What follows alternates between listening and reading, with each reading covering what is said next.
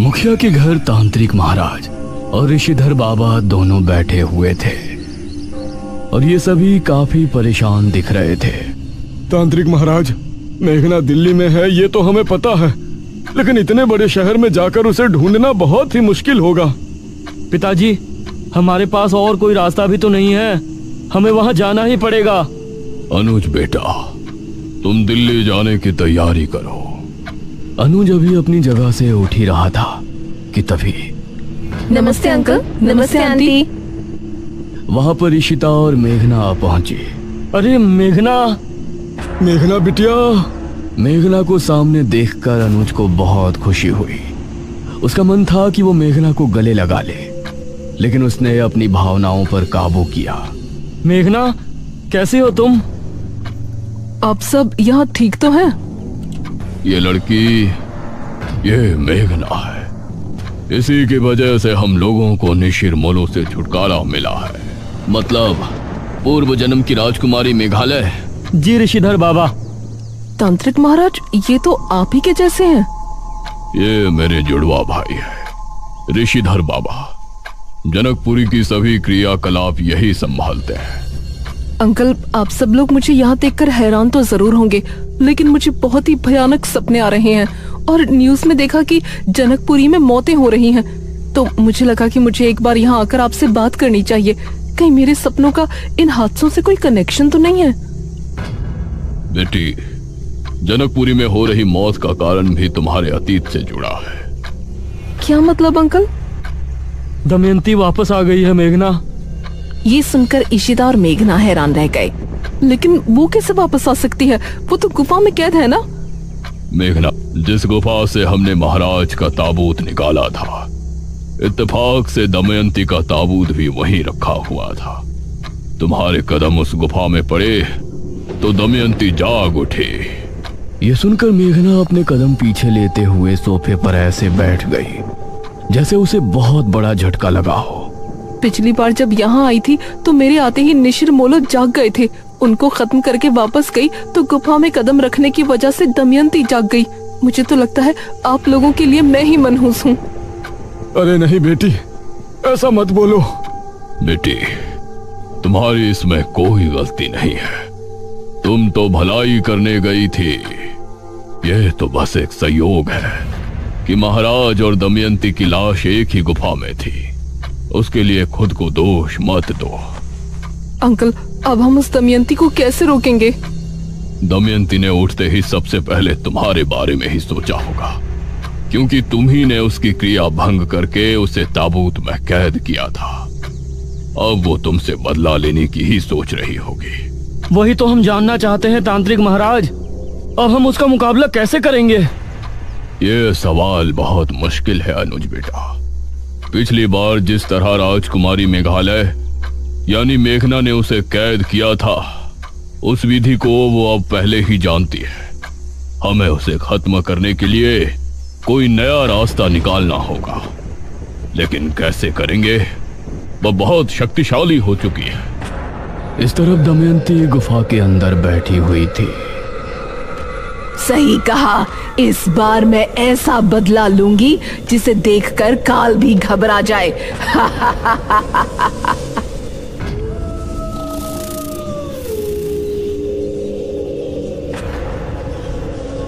रात के करीब 2 बजे के समय पुराने किले में तांत्रिक महाराज और निशिधर बाबा दोनों ध्यान मग्न बैठे थे। दोनों योग मुद्रा में थे और उनकी आंखें बंद थी। इशिता, मेघना और अनुज एक तरफ, मुखिया और ठकुराइन दूसरी तरफ बैठे थे। तभी अनुज धीरे से मेघना से बोला, मेघना, वैसे एक बात कहूं? हाँ कहो। तुम्हारे जाने के बाद तुम्हारी असली मौजूदगी का एहसास हुआ मुझे। इस पर मेघना ने अनुज की तरफ देखा। मतलब तुम्हारे यहाँ से जाने के बाद एक दिन के अंदर ही मैं इतना ऊब गया था, गांव में मन ही नहीं लग रहा था। कभी कभी तो मैं ये सोचता था कि निशिर मोलो इस गांव से गए ही क्यों, और क्यों तुम्हें यहाँ से जाना पड़ा। ओह अच्छा, वैसे अनुज कि तुमको इतनी ही प्यारी लगती है तो इसे गांव में ही रोक लो ना।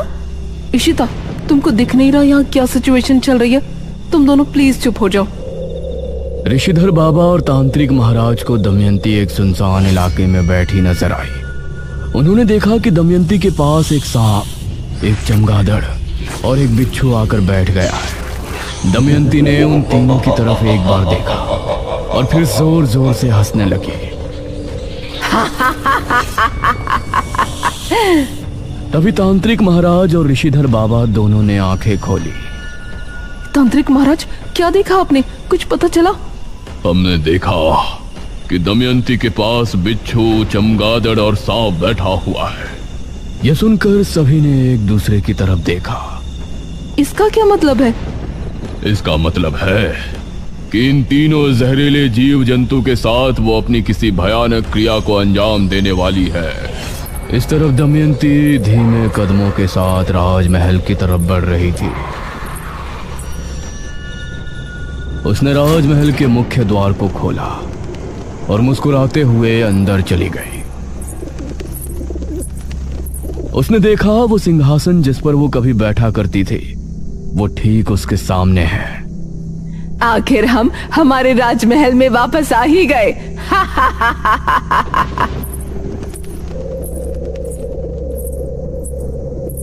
वो जैसे ही सिंहासन पर बैठी, वैसे ही राजमहल के सभी रोशनदान अपने आप जल उठे। देखते ही देखते पूरा राजमहल दीपों से जगमगा उठा। तभी अचानक गलियारे से उसे एक आवाज सुनाई दी।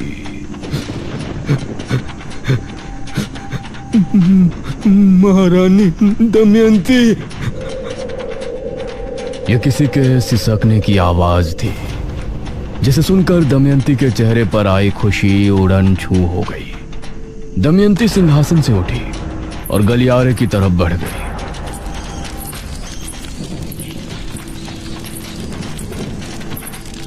जैसे जैसे वो आगे बढ़ रही थी, वैसे वैसे ही वो आवाज भी करीब आती जा रही थी। महारानी दमयंती। एक बड़े से दरवाजे के सामने जाकर वो रुक गई और दरवाजे को गौर से देखने लगी। कौन है वहां? वो दरवाजा खुल गया और दमयंती को सामने वही लबादे वाला शख्स नजर आया।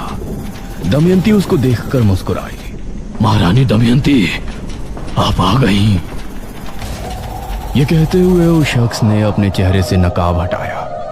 वो एक काली चमड़ी वाला बदसूरत सा आदमी था। उसके चेहरे पर खुशी थी और आंखों में खुशी के आंसू। हाँ, हम आ गए वीरेंद्र। मुझे पता था कि एक ना एक दिन आप जरूर आएंगी, इसीलिए मैंने उस क्रिया को 400 साल तक जारी रखा, जिसे मैं आपके जिंदा रहते हुए आपकी शक्तियां बढ़ाने के लिए किया करता था। मैं तुमसे बहुत खुश हूँ वीरेंद्र, बहुत ज्यादा खुश। मेरे यहाँ पहुँचने के साथ साथ तुम्हारी महाक्रिया के 400 साल भी पूर्ण हो चुके हैं। अब तुम चाहो तो महल से बाहर जा सकते हो, लेकिन महल से बाहर जाते ही क्रिया बंधन टूट जाएगा और फिर तुम मनुष्य योनि में वापस चले जाओगे, जिसमें तुम बढ़ती उम्र के साथ बूढ़े भी हो जाओगे और तुम्हें मौत भी आ जाएगी। लेकिन महारानी, अगर ऐसा हुआ तो फिर हम जीवित कैसे रहेंगे? हमारे साथ ये नहीं होना चाहिए। तुम चिंता मत करो वीरेंद्र, मैंने तुमको सिर्फ बताया है। तुम अमर नहीं तो क्या, मैं तो अभी अगले 600 साल तक अमर हूँ। मेरी शक्तियों के इस्तेमाल से मैं तुमको कुछ नहीं होने दूंगी। धन्यवाद महारानी। अब मैं आपके लिए बाहरी कार्य भी करना चाहूंगा। आपके दुश्मनों से बदला लेने के लिए आपकी मदद करना चाहता हूँ। बहुत अच्छे वीरेंद्र, हमें भी तुम्हारी जरूरत पड़ेगी। ये कहकर दमयंती ने वीरेंद्र के सर पर हाथ रखा और मंत्र पढ़ने लगी। तभी वीरेंद्र की आंखें एकदम सफेद हो गई और उसके चेहरे से अजीब सा तेज निकलने लगा।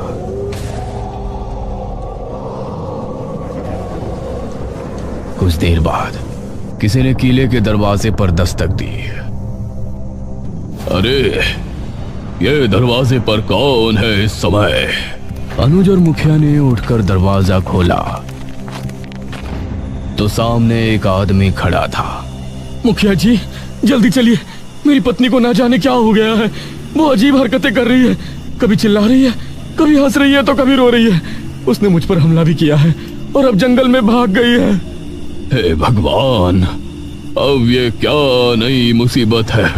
ठीक है, हम अभी चलते हैं। अब ये सभी उस आदमी के साथ जंगल की तरफ रवाना हो गए। जंगल इस समय बहुत सुनसान लग रहा था। वो आदमी आगे आगे चल रहा था और ये सभी उसके पीछे थे। वो आदमी अब कुछ बोल भी नहीं रहा था। अरे ओ भाई, कहाँ ले जा रहे हो तुम हमें? चलते चलते इतनी देर हो गई है। हाँ बेटा, तुम्हारी बीवी भी कहीं नजर नहीं आ रही है।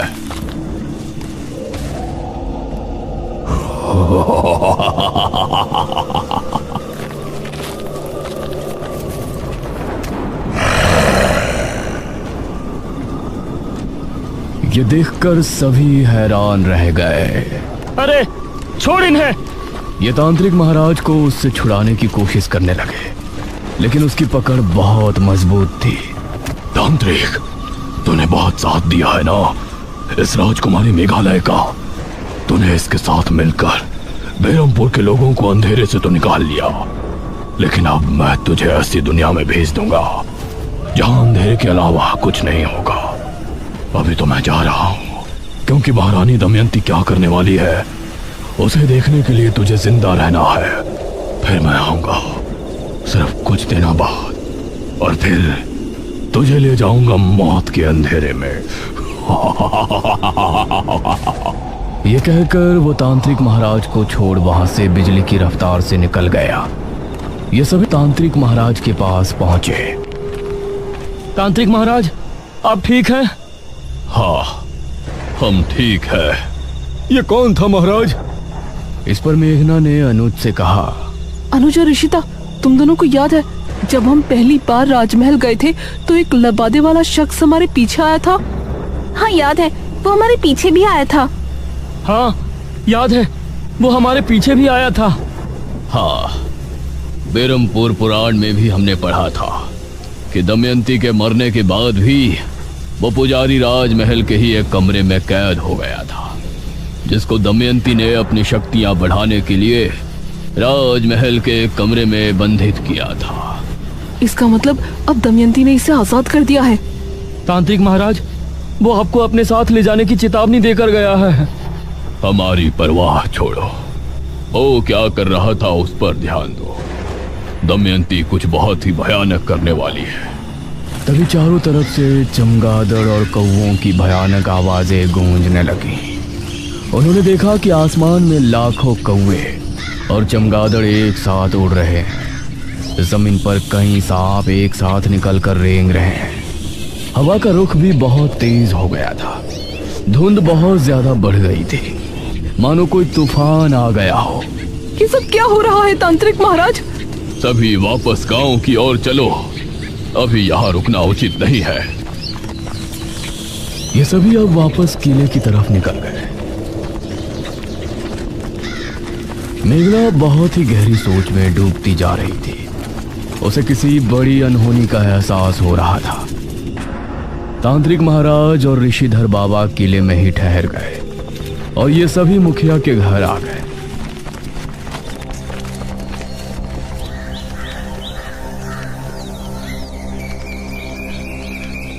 अगली सुबह जब ये सभी नाश्ता कर रहे थे तो अनुज ने न्यूज ऑन कर रखी थी। भारत में पहली बार एक ऐसी घटना घटी है जो देखने वालों के दिमाग को बौखला रही है। बेरमपुर, जनकपुरी और इनके आसपास जितने भी शहरी इलाके हैं, उन इलाकों से चमगादड़ और कौवे एक ही समय में आसमान में उड़ एक ही दिशा में जा रहे हैं। जंगलों से सांप अपने बिलों से निकलकर एक ही दिशा में रेंग रहे हैं। लोगों का कहना है कि सभी कौवे और चमगादड़ जनकपुरी के जंगल की तरफ गए थे और उसके बाद कहां गायब हो गए ये किसी को समझ नहीं आ रहा है। ये सुनकर सभी हैरान रह गए। हे भगवान, मतलब वो सभी सांप, कौवे और चमगादड़ जनकपुरी गए हैं। ये बात हमें जल्द ही तांत्रिक महाराज को बतानी चाहिए। अंकल, आप और आंटी यहीं रुकिए, हम तीनों तांत्रिक महाराज के पास जाते हैं। अनुज, शिता और मेघना उसी समय किले पर पहुंचे।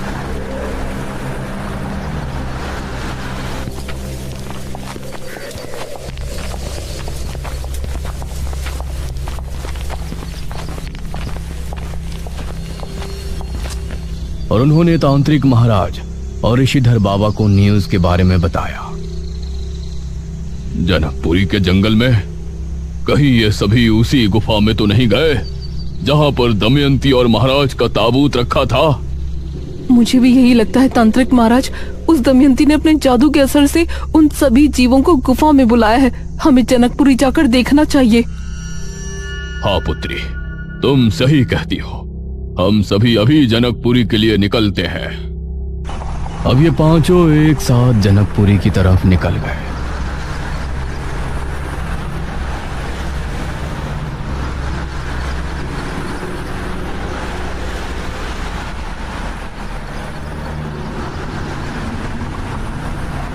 और वहां पहुंचते हुए इनको शाम हो गई। वहां पहुंचने पर इन्होंने जनकपुरी के लोगों को चौक पर जमा किया। ऋषिधर बाबा, अच्छा हुआ आप आ गए। क्या हुआ आप लोगों को? आप यहाँ जमा क्यों हैं? ऋषिधर बाबा, कल रात हमने करोड़ों चमगादड़ और कौओं को उसी गुफा की तरफ जाते हुए देखा है जहाँ से तांत्रिक महाराज विश्वजीत का ताबूत लेकर गए थे। हम उस गुफा में जाने के लिए ही यहाँ आए। आप लोग यहीं रुककर हमारे वापस आने तक का इंतजार करें। गांव के लोगों से बात करके ये पांचों अब गुफा की तरफ रवाना हो गए। महारानी, वो सभी गुफा की तरफ ही आ रहे हैं, आपको मारने के इरादे से। मुझे मारने के इरादे से? कुछ देर चलने के बाद ये सभी गुफा पर पहुंचे।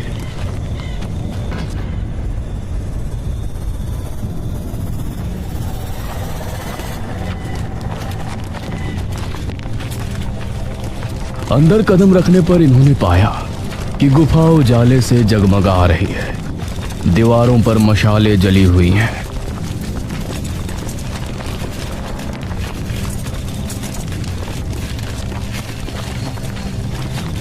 इन्होंने देखा कि दमयंती जमीन पर अग्निकुंड के सामने बैठी है और उसके चारों तरफ कौवे, चमगादड़ और सांप और बिच्छू जमा है। दमयंती ने इनको देखा तो ऊंचे स्वर में बोली, आओ राजकुमारी मेघालय, मुझे मारने आई हो ना? आगे बढ़ो। कोई आगे मत बढ़ना, ये बहुत जहरीले सांप और बिच्छू है। डरो नहीं राजकुमारी मेघालय, तुमको मैं इतनी आसान मृत्यु नहीं देने वाली। अभी तो तुमको बहुत बड़ा इम्तिहान देना है। 400 साल पहले तुमने पूरे राज्य को अपने उस मृत्युंजय अमृत के जरिए एक महामारी से बचाया था ना? अब देखना, अब पूरा भारतवर्ष महामारी में डूब जाएगा। बचाया जाए तो बचा लेना। इतना कहकर दमयंती ने मंत्र पढ़ना शुरू किया और सभी बिच्छू और सांप इन पांचों की तरफ दौड़े। अरे सभी जल्दी से बाहर निकलो, जल्दी। ये सभी तेजी के साथ गुफा से बाहर भाग निकले और इनको बाहर निकलता देखकर वो सभी सांप और बिच्छू वापस से गुफा के अंदर चले गए। ये अंदर क्या कर रही है? कुछ भी समझ में नहीं आ रहा है। तभी इन सभी ने एक बहुत ही अजीब दृश्य देखा। गुफा के मुंह से एक बेहद काला धुआं निकलने लगा। ये क्या है? वो धुआं निकलकर आकाश में फैलने लगा और हवा में घुलने लगा, मानो चारों तरफ अंधेरा छा गया हो।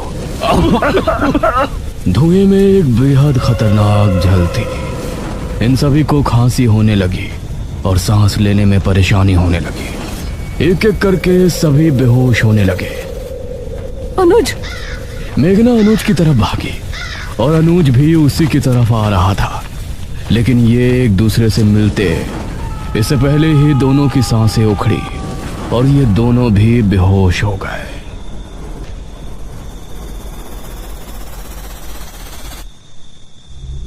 मेघना को अपने मुंह में कुछ मीठा सा लिक्विड जाता हुआ महसूस हुआ और उसने आंखें खोली।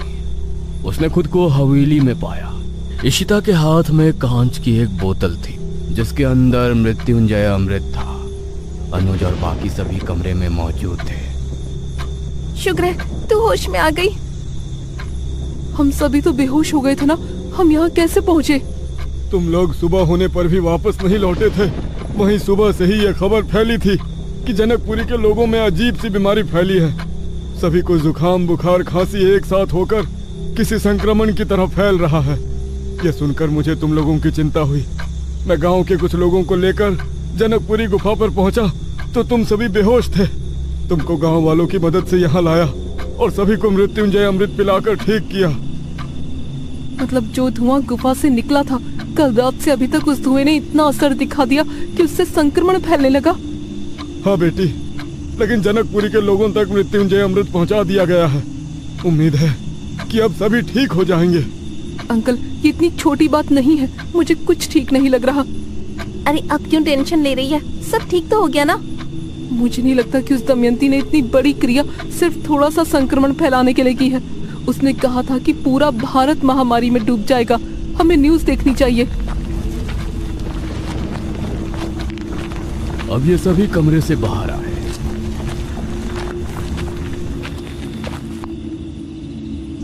और फिर अनुज ने टीवी ऑन किया।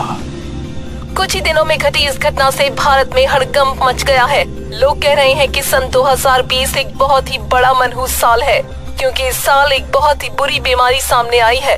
खांसी जुकाम के मामले इतने बढ़ते जा रहे हैं जिनकी कोई गिनती नहीं है। डॉक्टर्स का कहना है कि पहली बार खांसी, जुकाम और बुखार जैसी बीमारी किसी के करीब जाने से फैल रही है और इसका कारण पता लगाना नामुमकिन रहा है। ये खबर सुनकर मेघना और ज्यादा परेशान हो गई। मेघना, मुझे कुछ समझ आ रहा है यार। क्या समझ आ रहा है तुझे? सांप, बिच्छू, चमगादड़, इन तीनों जीव में बहुत ज्यादा मात्रा में जहर होता है। दमयंती ने अपने काले जादू की क्रिया में इनका इस्तेमाल किया है।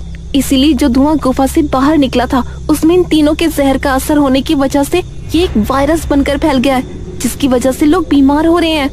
हे भगवान, अगर ये ज्यादा फैल गया तो पूरे इंडिया के लोगों को कहाँ तक मृत्युंजय अमृत पिलाएंगे? अब मुझे समझ आ रहा है कि उसने मुझे वो चुनौती क्यों दी थी। अब क्या होगा तांत्रिक महाराज?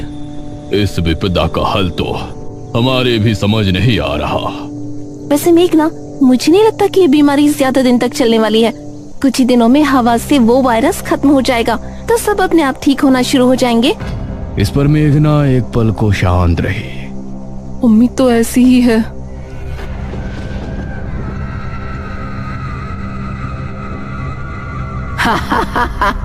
ये बेवकूफ समझ रहे हैं कि वो संक्रमण ऐसे ही खत्म हो जाएगा, लेकिन ये तो एक शुरुआत है मेघालय, सिर्फ शुरुआत। मेघना इसी आशा में थी कि वायरस खत्म हो जाएगा और लोग बीमार पड़ना बंद हो जाएंगे, लेकिन दिन पर दिन लोगों की तबीयत बिगड़ती जा रही थी। जनवरी से फरवरी का महीना ऐसे ही निकल गया था और अब मार्च का महीना भी आधा निकल गया था। रात के समय ये सभी मुखिया के घर पर इकट्ठे थे। उम्मीद है आज कुछ अच्छी खबर सुनने को मिले। अनुज ने टीवी ऑन किया और सभी न्यूज देखने लगे। देश में पिछले 2 महीनों से संक्रमण के मामले लगातार बढ़ रहे हैं और अब कई लोगों की भी मौत हो चुकी है। इस वायरस को कोरोना वायरस नाम दिया जा रहा है और इसके लगातार बढ़ते मामलों को देखते हुए भारत सरकार ने एक बड़ा फैसला लिया है। भारत सरकार का कहना है कि इस समय कोरोना वायरस को बढ़ने से रोकने के लिए लॉकडाउन लगाना बहुत जरूरी है। माननीय प्रधानमंत्री जी ने घोषणा की है कि 25 मार्च 2020 से लेकर 14 अप्रैल 2020 तक पूरे भारत में संपूर्ण लॉकडाउन रहेगा। सभी देशवासी अपने घर में सुरक्षित रहें। ये खबर सुनकर मेघना का हाल ऐसा था मानो काटो तो खून नहीं, और बाकी सभी लोग भी परेशान हो उठे थे। हे भगवान, ये तो बढ़ता ही जा रहा है। अब इसको हम कैसे रोकेंगे? तभी दरवाजे पर जोरों से दस्तक होने लगी। कौन है? कोई जोरों से दरवाजे को पीट रहा था। मैं देखता हूँ, तुम लोग पीछे ही रहना। तांत्रिक महाराज ने उठकर दरवाजा खोला तो सामने वीरेंद्र खड़ा था। उसकी आंखें पूरी तरह से सफेद थी। ठकुराइन उसे देखकर खौफ से चीख पड़ी।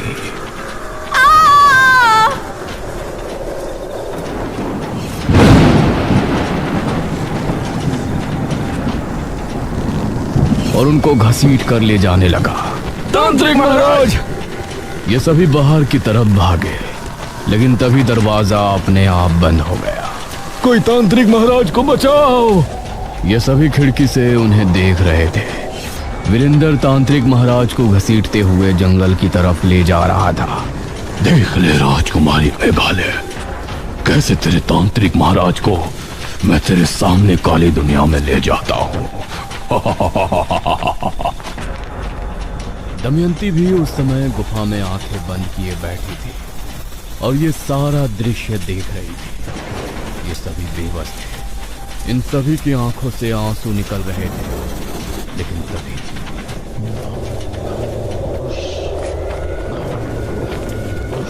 ये सभी इस आवाज को सुनकर हैरान रह गए। वीरेंद्र के चेहरे से भी हंसी गायब हो गई। उसने देखा कि सामने से निशिर मोलो उसी की तरफ आ रहे हैं। उन्हें आता देख उसने तांत्रिक महाराज को छोड़ दिया। निशिर मोलो उसके करीब आकर रुक गए। उनकी आंखें लाल लाल चमक उठी। वीरेंद्र की आंखों में खौफ उतर आया। तभी ताबूत खुल गया। उसके अंदर से सुनहरी रोशनी निकली और वीरेंद्र को ताबूत के अंदर खींच ले गया। निशिर मोलो वीरेंद्र को लेकर चला। तभी दरवाजा भी खुल गया और ये सभी बाहर निकलकर तांत्रिक महाराज के पास पहुंचे। इस तरफ दमयंती ने ये देखा तो उसके क्रोध की सीमा पार हो गई। ये कैसे हो सकता है? ये तो वही 4 लोग हैं जो मुझे सपने में दिखा करते थे। ये सच में इस दुनिया में है? दमयंती अब क्या करने वाली है? इस खतरनाक वायरस से मेघना लोगों को कैसे बचाएगी? निशिर मोलो अचानक वापस